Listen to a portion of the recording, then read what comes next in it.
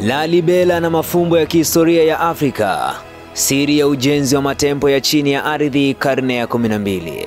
Katika milima ya Lasta, kaskazini mwa Ethiopia, kuna mji ambao umeficha siri nyingi za kale. Mji huu si wa kawaida, hautambuliwi kwa majengo marefu ya kisasa, bali kwa makanisa ya mawe yaliyochongwa chini ya ardhi, yaliyojaa mafumbo ya kiroho, kihandisi na kihistoria. Na huu ndio mji wa Lalibela, moja ya hazina kuu za kihistoria za Afrika na dunia kwa ujumla. Asili ya Lalibela. Historia iliyofunikwa kwa siri. Lalibela ilianzishwa karne ya 12 chini ya uongozi wa mfalme Gebre Meskel Lalibela wa nasaba za Zagui. Inasemekana kuwa aliona maono ya kuunda Yerusalemu mpya baada ya ile halisi kutekwa wakati wa vita vya msalaba. Ndipo alipoanzisha mji huu kama makao ya kiroho kwa Wakristo wa Ethiopia, akikusudia kuifanya nchi hiyo kuwa kitovu cha imani hata pasipo safari za kwenda Mashariki ya Kati.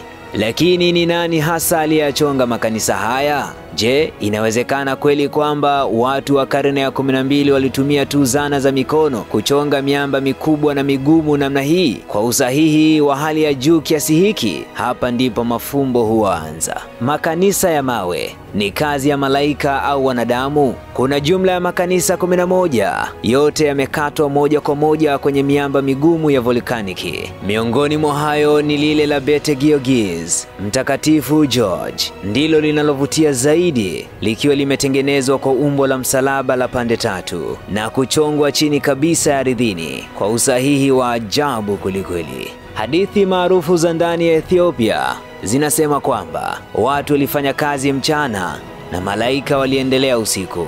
Kauli hii imekuwa na msingi wa imani kuwa makanisa haya yalikuwa na msaada mkubwa wa kimungu, jambo ambalo linaongeza uzito wa mafumbo yanayoizunguka Lalibela.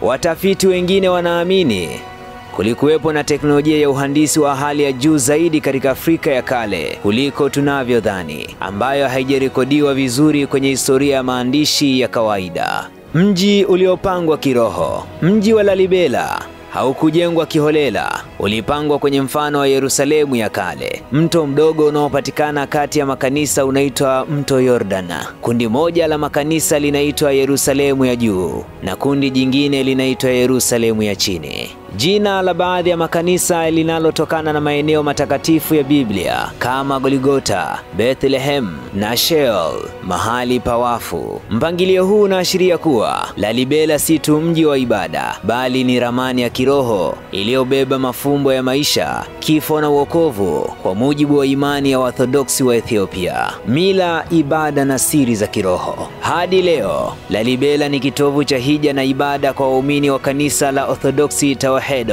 Makuhani wanatembea polepole kwenye njia nyembamba za mawe, wakiwa wamevaa mavazi meupe, huku wakiimba nyimbo za kale za ibada zinazosimuliwa kizazi hadi kizazi.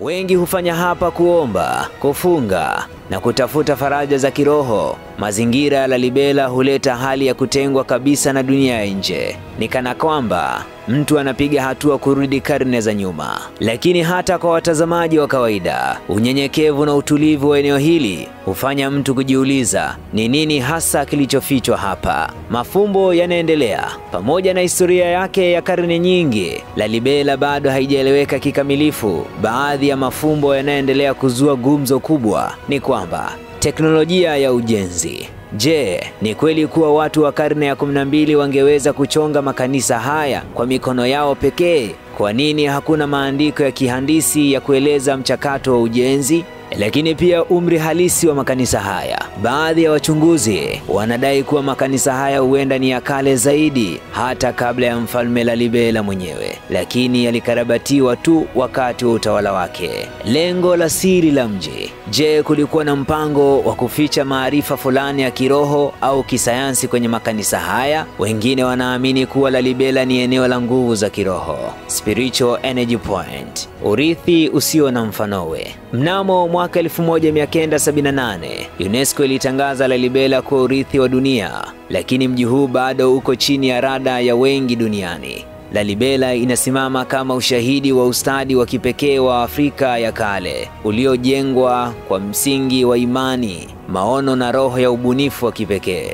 Kwa Afrika, Lalibela ni kumbukumbu hai ya uwezo wa watu wa bara hili, si tu kwa ibada, bali pia kwa teknolojia, falsafa na ustaarabu wa kina. Lalibela si tu kivutio cha kihistoria, ni fumbo la Afrika lililojengwa kwa imani, kwa mikono au labda kwa msaada wa nguvu isiyoelezeka. Kadri dunia inavyozidi kutafuta maarifa ya zamani, Lalibela inatualika kuuliza maswali, kutafakari na kutazama upya historia ya bara hili kuu la Afrika. Jina langu ni Ibrahim Rajab. Call me Boldy, Bold Dancer. Hii ni Global TV.